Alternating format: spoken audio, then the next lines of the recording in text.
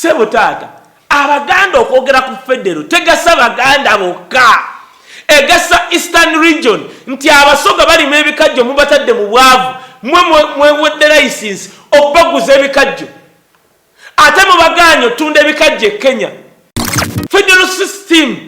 nti mu Buganda mwe musinga okuva omusolo mu Uganda yonna naye Buganda gye mutadde emabega ye wasinga UPE wetusaba federal system si kingdom ya Buganda yegenda okweyagala naye abantu abava mu bitundu ebyo n'otuuka ebunyolo nga ne bucha kuliko nswera ewava amafuta Bobi Wine akalulu akagenda okujja okubaawo mu Uganda kagenda fugwa bulimba na sente kati obola buli kituuka ku Bobi Wine bagezaako kiwandikako bulimba nga babadde bagambye nti Bobi Wine bamudipotinze okuva mu America naye nga yakomye Doha actually nga yekomezaawo ng'alabye kata singa asigala kuba abana abasajja babadde babaze ti Bobi Wine waasigala mu kata basolo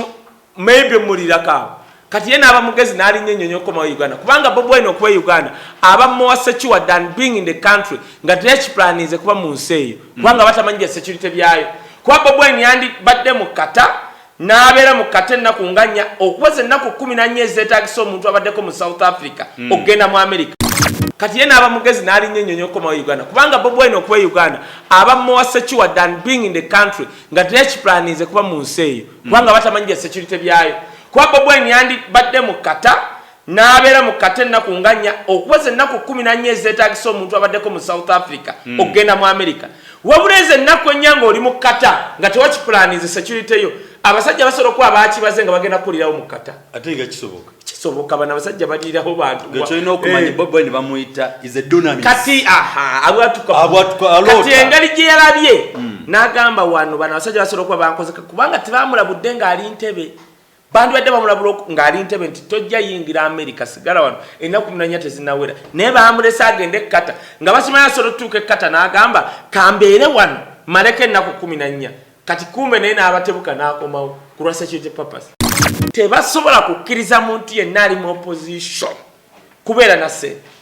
balina twavuwaza kasasi yansasuli kakati now balabye nga mu NUP omuntu gwe bayita chief fundraiser wa NUP ye Segirinya Segirinya yasobola okugenda ku live n'agamba sigivaako okujjawo nga mpezeza $3 n'agafuna n'avaako Segirinya agenda mu nsi n'atuukayo nga principal tannatuukayo n'ayogera n'abazungu principal agenda okujja ne bannayuganda bonna nga bakuŋŋaanye nga bategedde cause mu luzungu no lwayogera olulaba lwe bajerega Segirinya akutte Europe yonna emuli mu ngalo yazuula bino mu bisanja bisatu yazuula bino awokutte wafu ate wano mulanga abatasaaga zino channel zolaba ez'abadokita n'abamu abalangirako obulango batya good and quite informative programs so tugenda kuba nga tweyongera dokita nkwaniriza then tubenga tukola bannange tujja komyawo I think omulundi gumu doctor naigo doctor yalekerawo kumpa crime cattle yogera ne doctor ate nkigambidde ku gundi boogere naawe naye kakati tuddamu okwogera ku gundi tagala wekwate maaso ojja kukuba engolo nkyenjogera kyekyo gwe sorting otandika okuddamu okumpa wakoma okumpa ku ssente mu December oli awo sikutegeera kakati naye ekisinga obukulu gundi ani nekizito tikyamugulira nkoko ono yantusa obwavu mbutuufu ono omusajja mugambeko naye nga bannange tubaagala nnyo sirema gamba nonya essimu ya nga tonayogera ya Pastor Gundi Pastor Success bannange Musumba Success akalawo kaba kayitamu olwakwa katulira twabagamba nti ngawe mulaba n'abasajja baagala okubba ssente zammwe Omusumba Success yatuleetera okusimba emiti yagamba ekemu nga pankisiza ettaka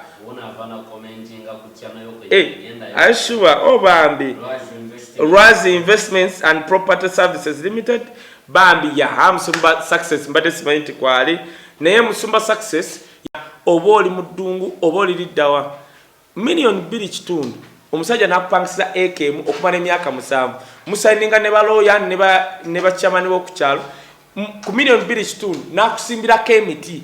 between 25,000 ku 13,000 n'atakoma ku ekyo n'agirabira okumala omwaka mulamba. Kati oba toliiwo ng'oyagala agirabirira emyaka 3 oba whatever, omwongeramu kasente katono. Naye kyanyumira wasimba emiti 25,000 ku 30,000 mu myaka 2-3 ojjamu buno obuti kubanga giba mingi ogijjamu kono ogitemamu n'otunda n'osooka ojjamu awo milioni zo 5 oba 7 n'otunda n'olekamu emiti gino ezisobola okukula mu myaka 7 nga minene mizibu yatubaliyo milioni oba 2 oba mmeka, I don't remember. So mbakubiriza mwenna abalina ssente zammwe nga tebanakuzibba jangu omusajja omugale njagala acres 20 zimpangisize. Ekyo kimwe ekyokubiri yatugamba nti bw'oba gw'olina ettaka eriryo nga liri eyo ajja n'asimba emiti ku 1,500,000 ku 1,500,000 n'agirabirira okumala omwaka mulamba ku ttaka lyo. Wabula nabagamba naddala muganda wange ali mu America nti musumba ono alina emiti 2, waliwo ejja South Africa n'ejja Crown. Kakati ejja South Africa enze nalaba nti no Crown oli yasingamukko obwakabi. So tumwettanire enamba yifune njagala tugisomedde ntugende ku political side ndo nedalete namba ya bya Ruhanga ne ya Pasa Success then tubenga tukigaba kubanga ani agaye jajja no pachali bubi soko ulete namba ya Musumba Success tusimbe emiti then tulete ya Jajja Nope. So abantu bano nga balete namba ya Musumba Success mukuru William Byarugaba musajja muwa respect 1 mu Westerner n'okunsinga because kati nze ndi afu Westerner yali full okusanga mu Westerner n'atula wano yensonga lwaki kyali ono lakwata n'akutita mu percent nkyamwamu kagundi naye okusangayo mu kigali n'amagezi najja n'atula wano n'ayogera ensonga oba n'akyaza omuntu ng'ensonga za ggwanga nono si kyangu abala basirikira eyo n'aga siina byennyega so nalaba mukulu William Byarugaba ne ŋŋamba first of all yali mu bya security ebyo bw'avaayo bw'ati aba lusinze pensoni ye bagita pensoni that is pension mu pronunciation n'alusikinga ebintu bingi tugenda kusoma enamba zireete wano anti kati mbadde njimpi ya Byarugaba 0772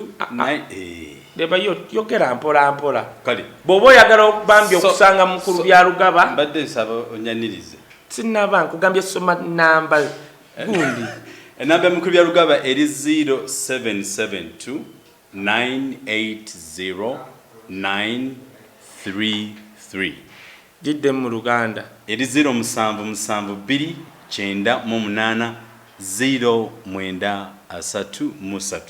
Good. Nono oli mugambanga nti no brand ya Wisdom tugirangira mu mayinte kubanga wano ndabako nga nanga abafu oba gundi gisoma mu Lukiga totumanyira. Kati namba ya Musumba Success ow'emiti abantu tebogerawo nanka nedda bakwadde kikutya kya sente tebana kumpa kikutya toyogera lunyankole wano oba Lukiga kakati enamba ya tubogerere nedda sebe enamba ya Musumba Success ow'emiti bambi agala osimba emiti namba yino ndoze ya Airtel eri ku WhatsApp eri 0759 64 95 0759 64 65 91 bambi mukubire mbuze ku byemiti ogagawale nga sente zo inajjo zisimba zo zireka nkwaniriza doctor and oinakashi nange nkwaniriza ani aniriza munne so tudduke mangu edakika ziri ntono nnyo nensoka kwebaza bonna bali ku channel omusajja akugambye wano omukyala bamuyita Bale Sylvia gambe Dr. Soko muleke achali mukayasi era mwena abagambe ntubadde munidide kati ntuse omulamuita Blessing Nava. That's good ideal ntwebale kutwagala ate twebale okweyagala nti tuli okutambuza ensi yaffe Uganda nanga temwerabira nti tetujja wano okulaga nti nofa abasinga sefa abasinga waliwo abasinga notusinga nenga tuleeta nokula tuwasiganye ebirowoozo mwe abatulaba ate namwe abatulaba n'ekyo Uganda toyogera bwotyo yeki waliwo abaluwa bajje nabo boogere oliye waba alina byamanyi nga tasobola kwewaayo kujja byogera no King yali Martin King yagamba ati ono Luther Martin King Luther Martin yes Martin Luther that is it Martin Luther King yagamba omuntu akyasinze obubi yona amanya amazima natagogera kati nze omuntu yenna ali mu position nga amanya amazima natagogera n'ata supportinga naffe wano abali wano mbagamba nnyo nti bantu mmwe lumunja baleetera abaana bano abatula wano tetubawona ssente bakosa data n'otokuba nagamba nti nkubye bambi mundeetere luzza oyo kubanga nze nkwata bu video omuntu wagamba bana abaana ba ghetto bakimanyi oli wasindika ssente za ghetto mbaga mudde wano nkwata ka video nenkamusindikiro yansindika ampadde ssente omuntu yenna amanyi amazima kale tutegedde oli mu gavumenti obaolidde nga toyagala googera naye n'otakwata wadde kikumi ky'okusupportinga bagoogera oba tolina kyokoze oba tolina kyokoze so kati bibyoyogera mbusifa abasi nedda sebo no in actual sense sifa abasinga obuwungu ninge tuli omu kwabo abasinga obuwungu gamba sigwa asinga obuwungu kayasi asinga obuwungu naye yogera gwe kubanga era sigwa ategeera ennyo kyekugamba gamba sinza asinga obuwungu gwolooza bakiga bameka balina chance etuulako wano gwe mbuulira bameka n'olwensonga eyo ntuuse nyingiddewo nange nze omwana w'omulabirizi bishop Christopher Matovu ate atusinga buwungu nene ate kati bishop era weesimina okwesima nti olina ku muzeeyi we yali yes mpudde ogera nabyemikisa yes nze nali ne babi nego guy nekaliko omukisa gwakulekawo kitawe yali bishop wagezungira byakusoma botagambe yafa anti gyali yawummula wama kwe tuli ninge kitosona kulwale twetaaga kulaba tuli mu Uganda nsi kikaya ki segirinya nava mu kwene mu mukwatanga olusenene Choganga segirinya no. Kankule, tugende kwa mpola. Nemba Kola, kindly come. We've come on the show on the next episode. The first episode was under Ansel Luze to take us where we've just left. Right now, we are into real politics to criticize and to make analysis for those people who we think we have to help them understand. Njagala okwebaza nno webale kusoma Ronnie Maka ampe ku ssente buli aneebaza bannayi muleme kwebazanga ebeinaale mbakopi mugamba kola boti mpulira nnyo nangamba ye n'oli omusweden namala okwogera ate towanjukiza kubira muntu nawe wansobera oba kusimu y'ebulaaya oba ng'atangalijja wangamba ogenda kugira tewaddamu ebigambo bino byogedwa sibyakayo omutegeevu gomumanyi kakati ekintu kiriwesi nonno omutwe ajja kukuba ku kagondo kotaddaawo olabe ng'ogira kubanga Kizito tasobola kukkiriza konoolabula Kizito si ekyo yogera mpolampola nze kati nze wanaagireka gw'osirika busirizi kakati njagala okwebaza gundi nankanyani Ronnie Makanika sebo bangambira ye yagambye bwati olaba ekintu kino yagambye kaye njagala otambule n'ekintu ekyo ne wabaluze tokimusembereza kaye ekyokubinagamba ye tiyayogedde nasindika ssente ngule food flask nga yange ogigulire nze oyina oluganda kwotafiire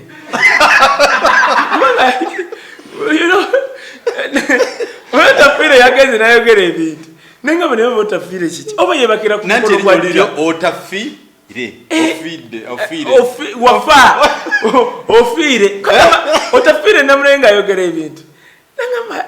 you know these people are going to die and we are not going to remember them absolutely kati otaliko okugera ebintu kati mbadde ngamba Ronnie Makanika e Boston yawo yagambye yaweleza sente nagakaye unonya food flask tewoza simete nyogoza ate ngoso otambula nayo bo those are people obulira era omuntu wakubiranga kayebuzo mwagala nnyo ndi wane montali yo mugambe ngawo mwagala nnyo angenda mukuwa kangende mukuwe oyogere naye nemanya oyogera naye gwe mutamo muwene naye omuntu akubidde dakika 2 omanya otali tukwagala nnyo kakato tubera otali tutekako screen ebyo natubiwulidde ne bannange tukozesa data n'amafuta muyigo okuwagira abantu bali mu kyuka otherwise tujja kumalako nange kaye sebo muganda wo omuganda yagamba natuli mu Buganda omuganda yagamba bwati omumo gw'ensonyi gwasuza nanyini gonjala sebo Ronnie Makanika goine takana eririmu n'amayinja ewa goina otandika osologera noyasa ku mayinja nje sama nje atego yasechi onosigala onyabusa ate kati gwezo bodera wakubo oyasa mayinja tojja kumanyira nnyo byamaji eyo flaska nange njagala Ronnie Makanika ne yanziza sente z'omwadeka ye bwanajingulira ngenda kubulya nti flaska yaje tagundi gundi nzo byogenda kuza ani yagala okutta gwe mubagala okutta Uganda modi ni bannange okujjako okwatibwa omukusaba kwate nejjakana ono banakwata nejjakana ojja kufuna kumukisa era neba nange ndala neba neewunya era nze neewunya n'ekintu nove Kampala ng'ogenze kukwata jakana kati nze nkwate Jakana kale kati mvuga no kwa muvunane ki kubanga omusajja ajja muvunana kati Jakana nze nampita Omunyarwanda kati ndi Munyarwanda kati atembeyo kati mukwate muvunane ki Omunyarwanda. He has said you are Nyaru and you are be proud bana nze neunya era kati singanze nali ndi bwente nga ndi fulu nga ndi mwana ani oyo mwana nga ndi mwerungo oyo era singa kubanga kyate kyandibadde kimpa amaanyi nti kati Nyaru of wisdom muno yayogera nga nebiswaki kyekola era bikira naye omuntu agambye ogenda okwata Jakana muwaso kitaawe nebe na oseje sibatege kitaawe wa Jakana oba bagenda omukwata tebategeera nti no Nadduli w'omukwata ko bokute by the way Abaganda basirise n'Abaganda basobola obutasirika nga mukutte Nadduli ne mutabani we mbamulidde mumulowooza nti mukwata ono VC wa Victoria University mujja kukwata oyo omwana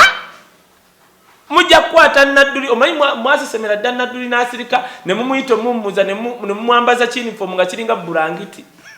kyonna nga kimwambadde ne tusirika.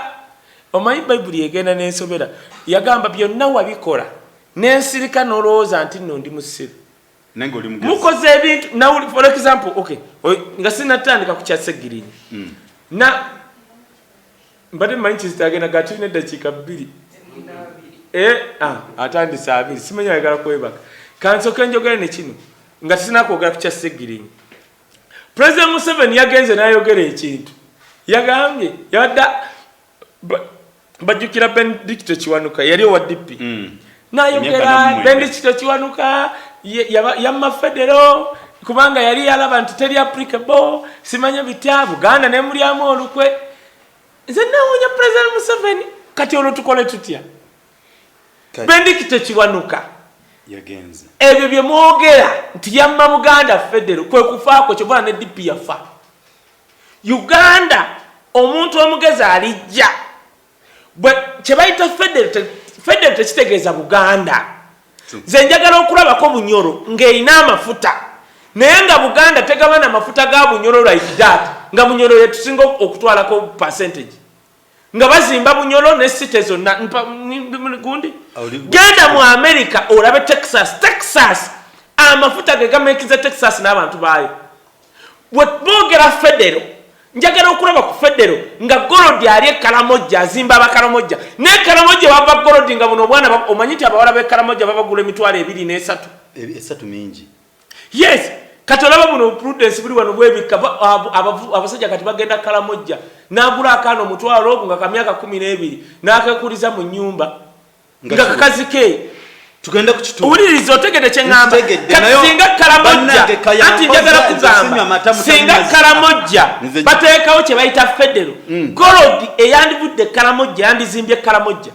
kaye katudde wala your point nkulu nnyo yes kati naye ndabye no tugenda kudda ku Kyasegirinnya eno ya federo ndijogera ku lwana kaba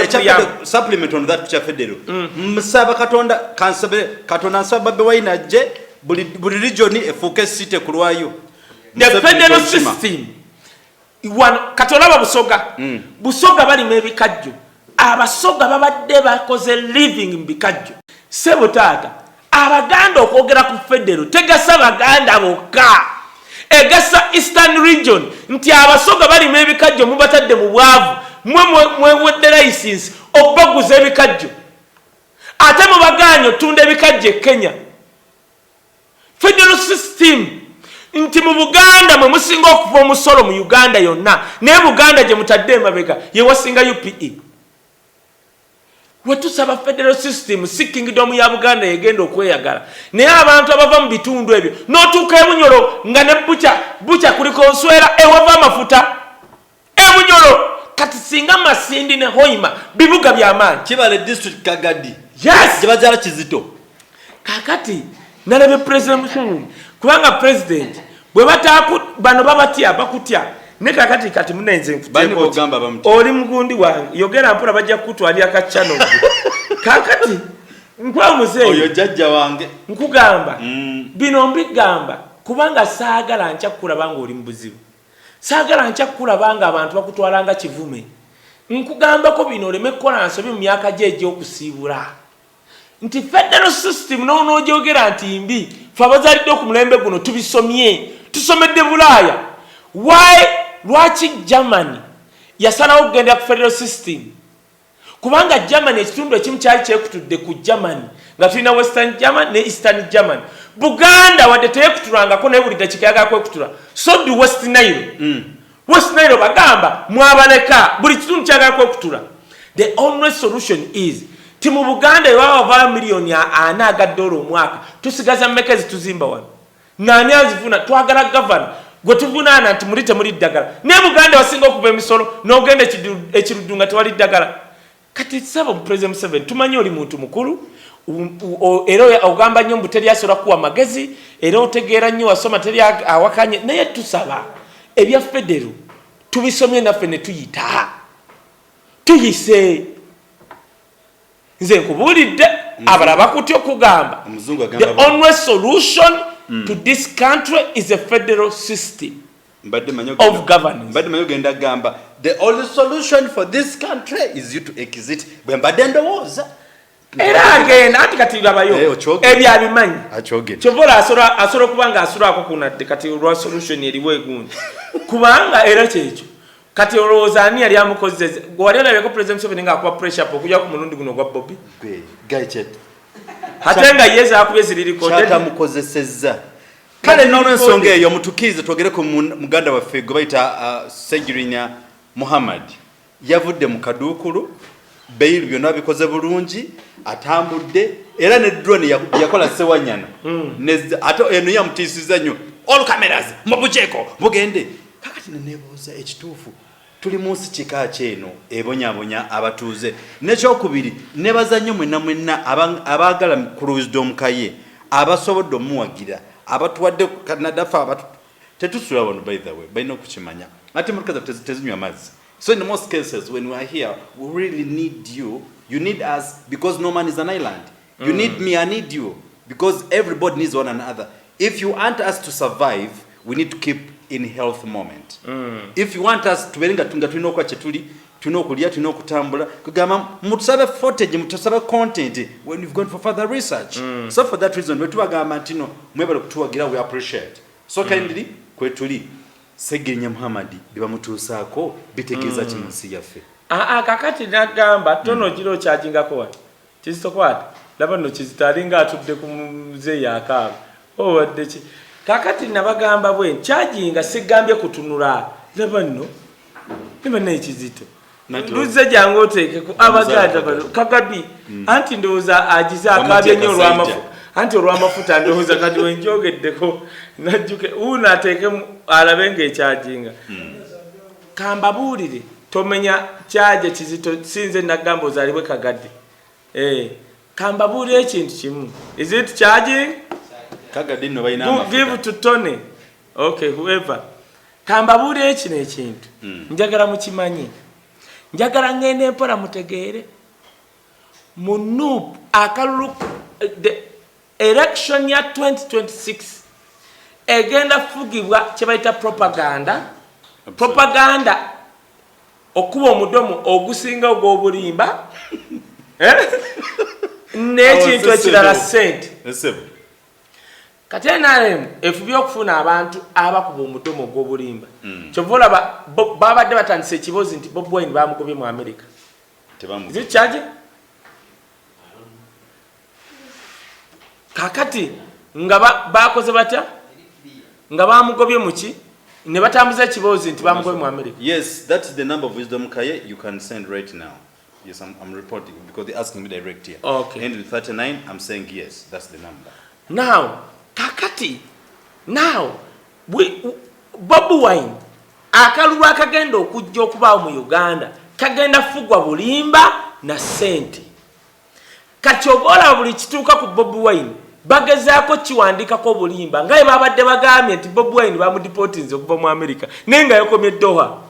Actually nga yeekomezaawo ng'alabye kata singa asigala kuba abana abasajja babadde babaze ti Bobi Wine waasigala mu kata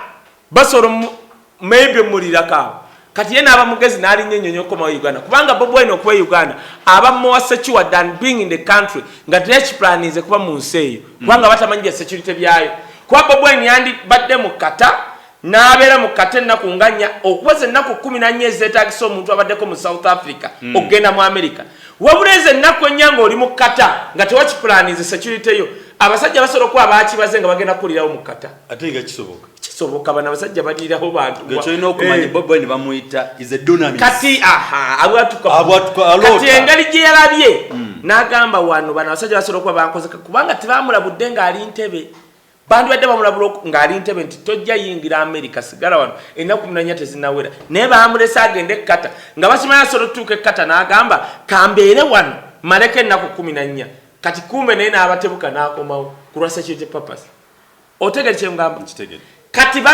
kati bwe bamaze ekyo ne batambuza ku social media Bobi Wine has been denied entry, he has been deported byonna ne babyogera naye obulimba munnange ku rigimu y'ennaku zino tebubeerera bawuzise baswadde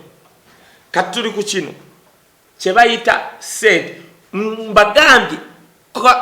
elections za Uganda ezijja zigenda fugwa bulimba na sente kati tujja kuki era bali ba master of violence n'obulimba mubategedde bo bakimanyi kakati nawo tuzze ku sente tebasobola kukkiriza muntu yenna ali mu opposition kubeera na sente balina 12 waza kasasi yansasuli kakati nawo balabye nga mu NUP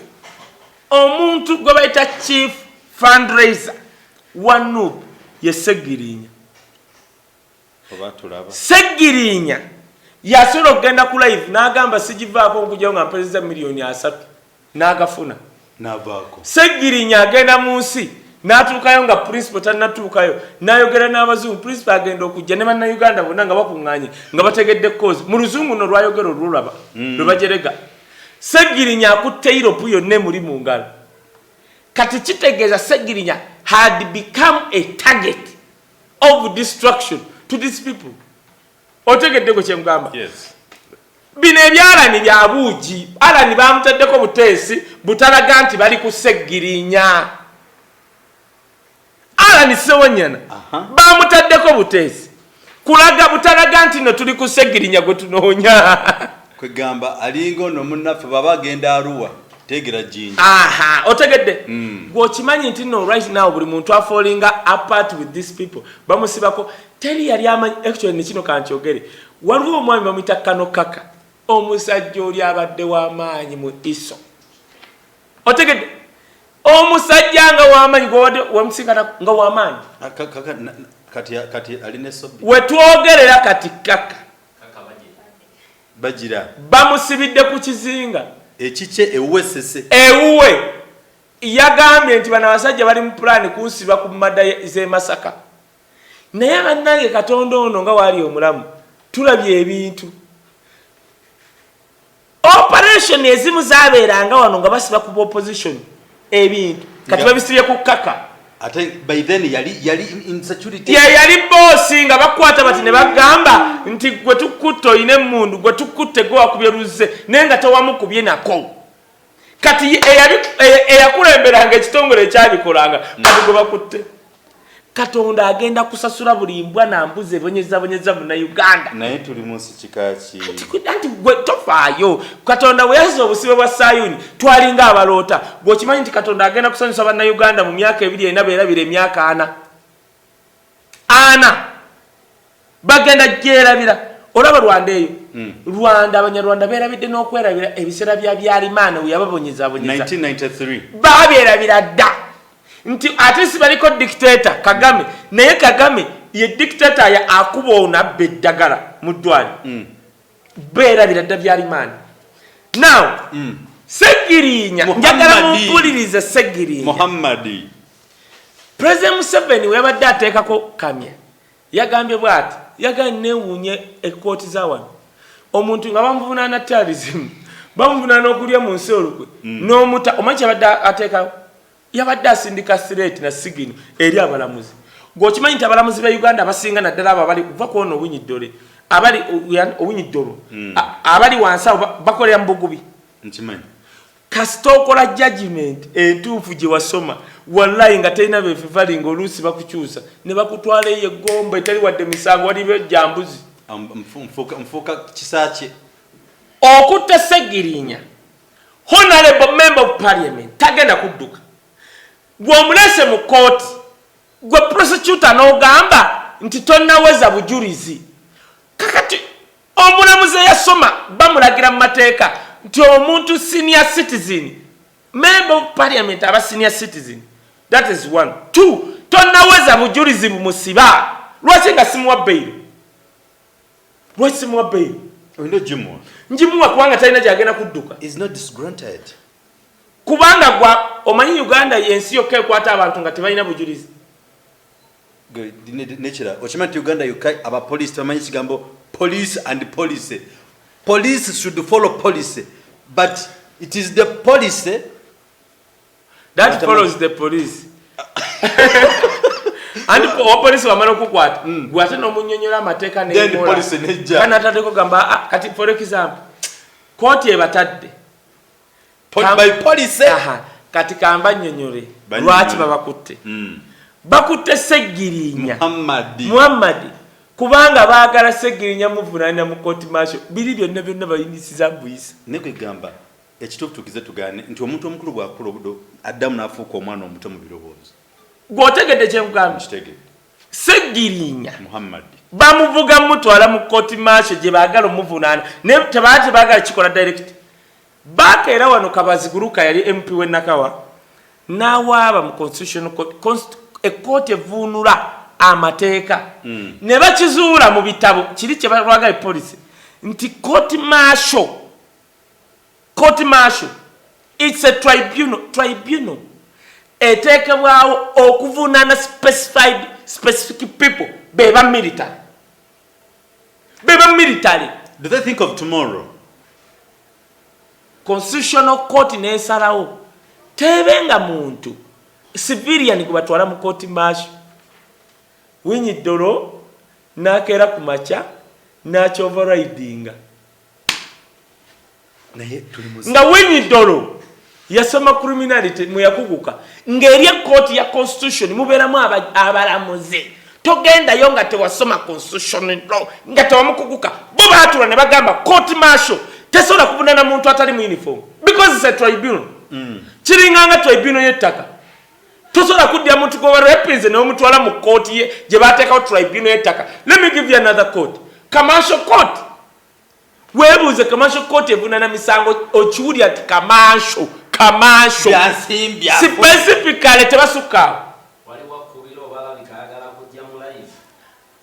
soko mubulize wa kakati. Now we have a problem je tuyina lwaki Winyidoro yatula ne banne ne ba overridinga echa constitutional court munsi yonna je mugenda okufuna obwenkanya okubataputira amateeka bo baatula ne bagamba okusinza ku biyinza bye baatuwa okunyonyola amateeka court martial court ya majeyo tevunana nga civilian kati wabimala okikola kubanga omulimu gwabwe kuvunda is a constitutional court. Kati ate eyaba Winyidoro neeyise ekiwandiiko nti abali basiru yetula mu nose biri bye bakoze bigira birinda court martial egiregenda mu maaso n'emirimu gyayo. Kankubulire dokita ekiseera kijja ate tekiri wala buli muntu yenna yakola ebyekisiru agenda bisasulira. Nze nkubulidde teri yali amanyi kaye oba ka Yesu teri yali amanyi nti bugenda kucha. Tulabe ebintu ebyali mu north, tulabe ebintu bya bayira kati for example zenewunya omanyi nti no gundi omulamuzi wa court martial yo gundi ani Winyidoro wa court martial ateri nyandiera bite ono omurugwaro oyo gomanyi guti aina amajena ki no manche bakola famu sitegero wa mizimu jejiri enteze buli wakera ku machanga bajje 10 abe mundi bali bagabani ente zigenda bugenzi katika nkujukize wagamba boti bonna bana abatufuga mu bugubi bagenda kunoko omu nga akutukako nibe bakola nga tebetegajje biraga kati oyenteze zigenda n'embuzi abamaje bali bwesuba bakutte mundi bugenda okera ku macha nga ruwe kyatutte yente 10 Bob Wine Minology. Anche kugamba Bob Wine Minology. Either otwala ekikolimo oba otwala omukisa. Otega kyekugamba. Otegedde. Segirinya. Segirinya. Biri winyidero byakola. Kubanga government yetesola kukkiriza kino mukibuliemu abandaba. Government tesola kukkiriza. Mu kiseera kino paka 2026 nga tulonda kujjawo court martial. Kubanga court martial ebiseera bisinga bagikozesa for political gains. Bajja keera balete mundu nga Bob Wine bamuvunaana mundu zibulenga ice cream. Teri agenda ziraba. Omwemba sorokera ne banga wisdom mbadde n'amasasi. Amasasi mato. No babuuza amasasi mbadde ate be bajjokebera be bazuula obujulizi. Kinewunyisa ekintu ekyo. Ne ate bingira omuyo waggulu musiri. Boba keberayo ate be bajja be bazuula ate be bajulizi mu kooti. Be bana Uganda. Mu America bakizuulanga nga abazungu abasinga bwajja okukwata omuddugavu ng'amuyimiriza ababatayagala nga baddugavu wakebera emmotoka yo ng'asobola okusuula akayaga mu bbuutu. Kati Abamerika ne baddira uniform z'abamagye kubeerako kamera ne mu mmotoka y'owa poliisi oyo wabeerawo kamera ebeekwata bwete kiba kigenda mu maaso kwekendeza kuba abo abazungu abaali tebaagala baddugavu. Wano e Uganda osanga ekitongole nga kizze okukwata Bob Wine ne kikebera mu lumu kyekikebera kyekinoonyerezaawo kyekizuula emmundu gyabatatadde mu siringi ate kyekijja n'okujulira n'okuwa obujulizi mu kooti. Nalaba omukazi ng'akutte emmundu bw'ati neŋŋamba bano abantu balina biteega ng'omulaba akankana nebyayogera olaba bya bulimba ng'alumiriza Bob Wine n'emmundu naye emmundu zaabulanga ice cream teri yaddamu ziraba ice cream ate ono ice cream waabwe omubisi ono gwe tulya mu bikebe bano bamulya bakulya kubiri ebya tolo ebyo ebintu ice bimbo gwe bakulya nerinnya ice bimbo ddungi kurukuruba bwe bakulya emmundu za Bob Wine kwe baali bamusiba zakulukutanga kurukuruba. Ogenze bano ogojjuka no juzi bamuyitani ono omukyala ojiro yogera mujja kujjuka kakati segirinya ekimukwasa ne gye baagala omutwala omuvunaanya bikintu ekyo baagala kuripolinga opposition ya Nuupu bamanyi we banaakwata segirinya alina contact z'okufundraisinga n'obukodyo bajja kubanga we bamukwata nga omanyi segirinya bagenda kumala emyaka 9 nga bamuzunza mu makooti bagenda muzunza kubanga tebaagala segirinya kusonda sente kubanga jjukira ekibiina segirinya financially yabadde number 1 fundraiser waakyo kati we bamukwata bamanyi mu myaka 4 bajja kuba balina bakikuripolinze in terms of fundraising money otegedde kati segirinya tewebalabalanga ng'omulabye mu court martial nga omanyi bagenda muvuna treason ekiddako yalina emmundu okumanya bannaye kale gwe toli nnyo munaddeeni newunya ekintu ndi mukusaba kale okay yes gendera mu maaso mu kusaba kakati naawe ekyewuunyisa nga 8 ogw'omunaana omwaka guno beerabira nti nno Alan Ssewanyana ali mu ttokyo nga gavumenti ya Uganda yemutumyeyo agenda tuuka mu bamuvunaana ng'ali ne lawyer Malende ng'ali ne lawyer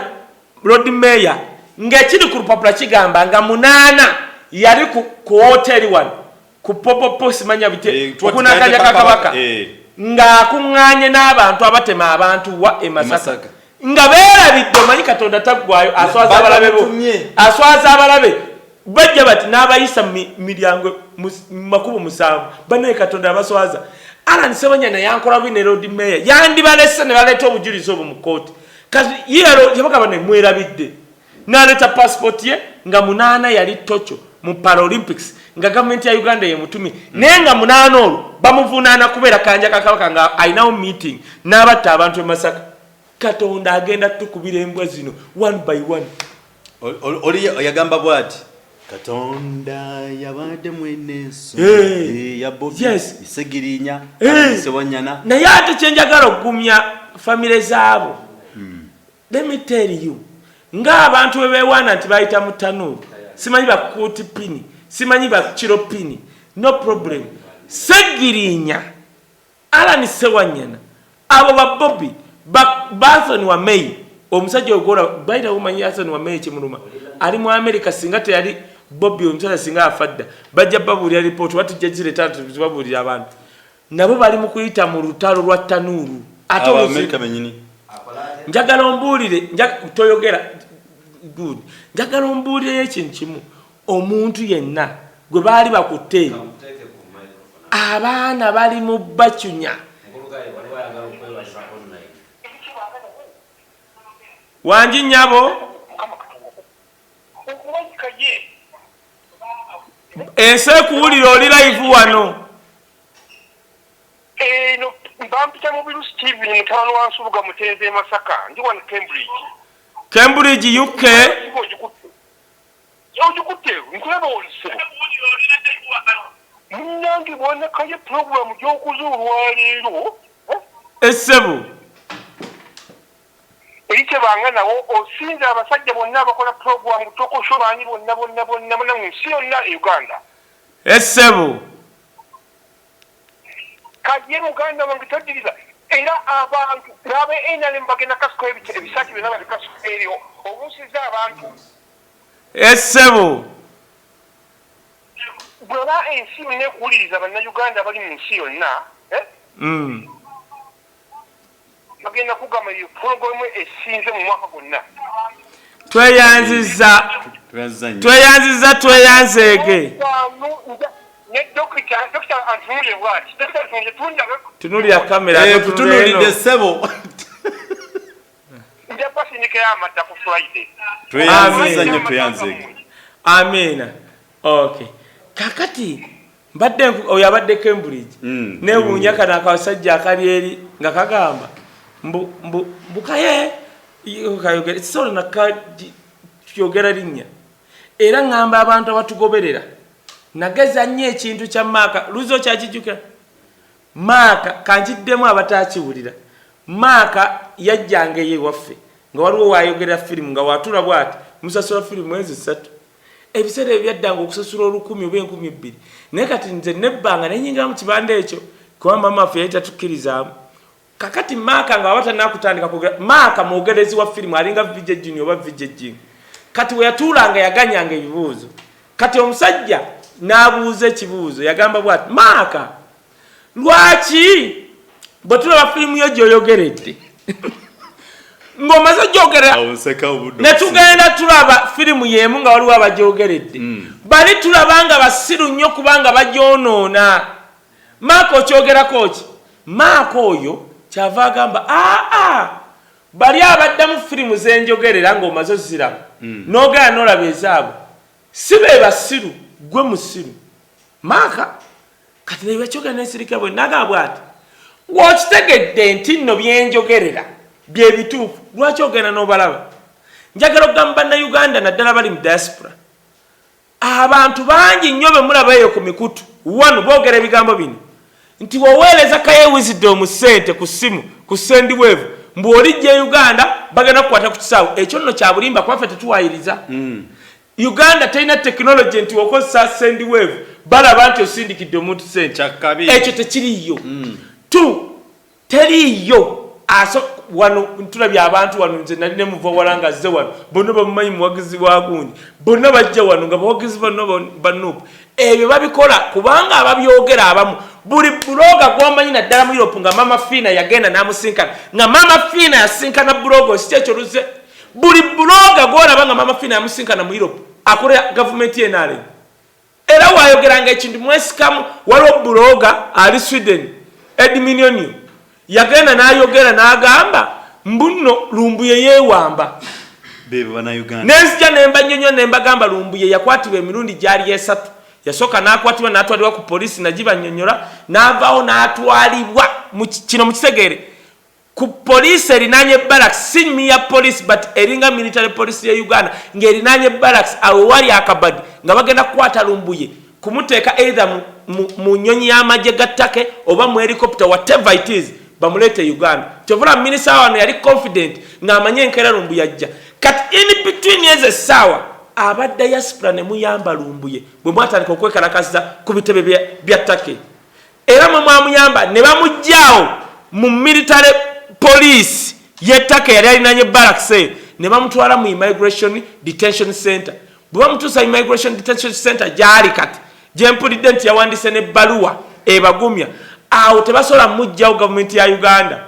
okujjako asaba asylum mu nsi yonna endala asylum etwala between emyezi 3 ne 6 mujja kulaba lumbuye mwe mwamoonya aba diaspora. Kirwaki nkyogera abo bonna babbuloga be mulaba naddala aba Europe aboogera ebitakwatagana bakolere nale mbadde okwo olina asokola amannyo n'akola bwati namana ayogera ebitakwatagana bakolera ki naffe ekituleeta wano njagala okwogera ekigambo ng'oyo omukulu wakubya abeera Cambridge neyefiiriza yatamye n'akuba direct n'agamba nti program sigirabangako nze njogera ekigambo nga mu myaka 5 saagala kuswaza maama wange omumbejja eyali omusawo eyalwanira gavumenti eno gireeta eyali medical doctor n'atwala mu barracks mu Bende n'entulira ku Tiger Primary School mu ssomero ly'amagye P7 yange mba muswazizza nnyo eyambala gomesemu anguli eserira akanamata mba muswazizza nnyo ne magombe gyali yogerako nayeeyo. So now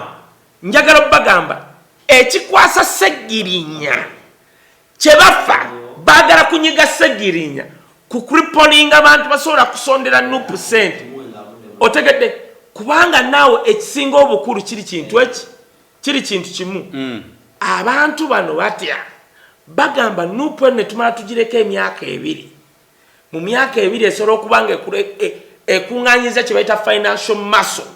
nga tusoro jenga nga jukira kati government ya wano yamanyira we tugenda mu campaign ngegula sabuni eno wa mukwano ngegenda egaba bu sabuni katolaka kati eche kintu kikulu nnyo otegete kyengamba kakati nawe njagala mbabuulire mwenna abali eyo nga njagala bakakasa gundi Ssegirinya ne wakeera ne bamutwala mu court martial mwabali emabbali wabweru butazikeza ekintu kye mwakoze ku UN General Assembly kyakabi